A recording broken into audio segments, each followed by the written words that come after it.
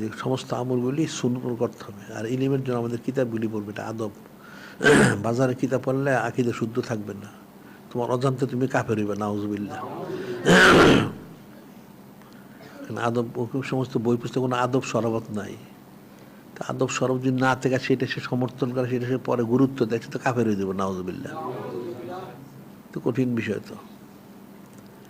শুধু কিতাব, বই পুস্তকের মধ্যে, কিতাবাদের মধ্যে নূরে মুজাসসাম হাবিবুল্লাহ হুজুর পাক সাল্লাল্লাহু ওনার বা ওনার হযরত আব্বা হযরত আম্মা আলাইহিম আসসালাম ওনাদের বিষয়গুলি যদি থাকে, বা হযরত উম্মাতুল মুমিনিনের বিষয়গুলি থাকে, এরকম বিষয়গুলি যদি থাকে, দেখা যায় সেখানে যারা লেখালেখি করছে কোনো আদব শরবত নাই।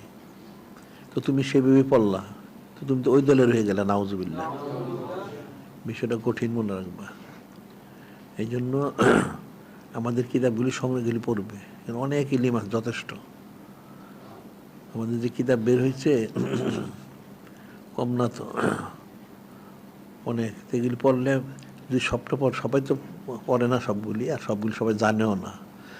যদি কেউ পড়তে পারে, সব আয়ত্ত করতে পারে, তাহলে একেবারে পৃথিবীর সবচেয়ে বড় আলেম হয়ে যাবে, সুবহানাল্লাহ।